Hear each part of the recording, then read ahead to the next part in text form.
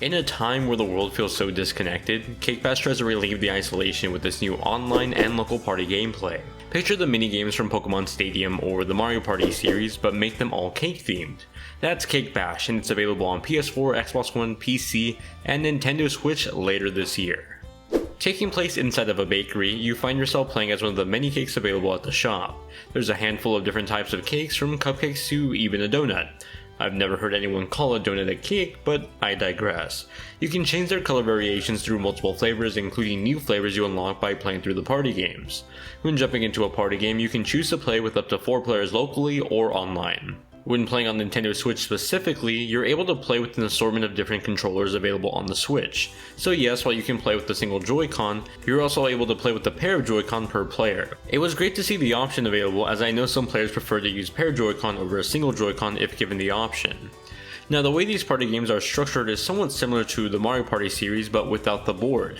You're given a few rounds to compete in minigames. Depending on how you score on the minigames, you'll earn coins that can be spent after every round towards toppings for your cake. The goal is to end up with the most amount of topping points. You see, at the beginning of these parties, a customer will ask for something like a cake with a lot of chocolate. So essentially you're competing for money that will be spent on chocolate toppings in hopes that you'll be the cake that gets chosen for the event. Yeah, you're basically fighting other capes in hopes to get eaten, but that horrific realization aside, the concept is kind of cute. In total, there are 13 minigames to play through, and you might be thinking that's very little. Well, as the person playing this game early, it certainly feels like it too. That's not to say that the minigames are bad though. They all revolve around cakes in some sort of fashion. For example, one has each player roasting marshmallows in which you dip your marshmallow into a campfire and toast it just enough to toast it but not burn it. Almost like a twist on hot potato. I thought it was a great game that got the adrenaline flowing. Another favorite was the Battle Royale game that is probably the most violent yet entertaining game to me in this collection. The players control cakes running around on the stage as multiple hazardous objects from forks to falling cake pieces devastate the players. The last minigame I wanted to note was one where you're aiming to collect the most jelly beans falling from the sky.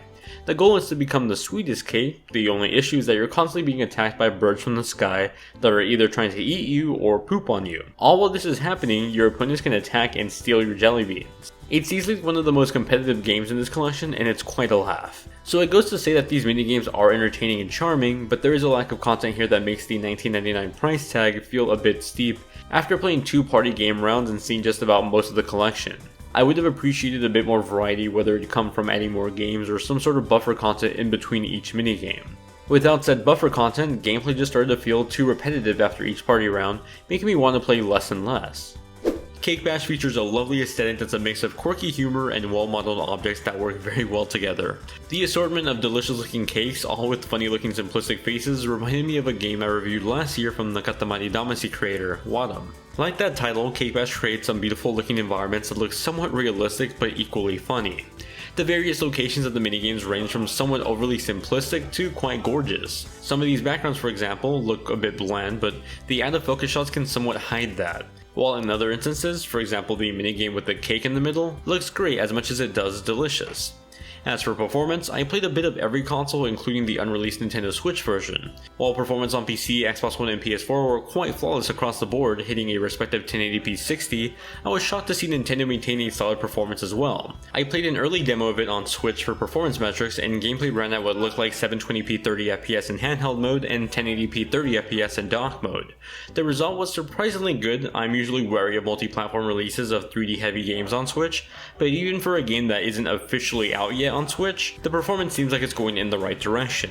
Something to take note of if you plan on waiting for the Switch port.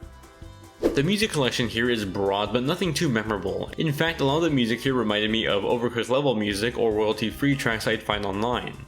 I didn't think it was bad, just somewhat generic in some sense. What I did like were the sound designs for actions and the little characters. I thought it was cute to hear the cake struggle trying to catch as much of the ice cream as they could. Equally, I shivered when I heard knives go through the cakes in another Battle Royale themed minigame that shocked me when I first saw it. Playing through the demo on Switch, I did sadly notice a lack of HD Rumble support in the options menu. I think what also helped the minigames in Mario Party stand out so much was the attention to detail in their game design, and HD Rumble helped bring that experience to life in some sort of shape or fashion. Hopefully it gets added to the full game once it's done. Cake Bash is an alright party game that's a moderate amount of fun when playing with friends online or offline. I can certainly see people enjoying a weekend playing this with friends when stuck at home like most of the world is right now. However, I do think the variety of minigames is a bit shallow and I wish there was more content here to go through. While certainly priced cheaper than most party games at the launch price of $19.99, Cake Bash feels like it lacks depth in its content, and by the end of my second party game I had felt like it started to repeat a bit too much. Cake Bash is fun, but I'm not confident it'll leave a lasting impression to those that give it a shot. Thank you all for watching this review. If you enjoyed it and found it useful, be sure to hit that like button and subscribe. I also have a Discord community if you'd like to join it, that's linked in the description down below. I'll see you all in the next one.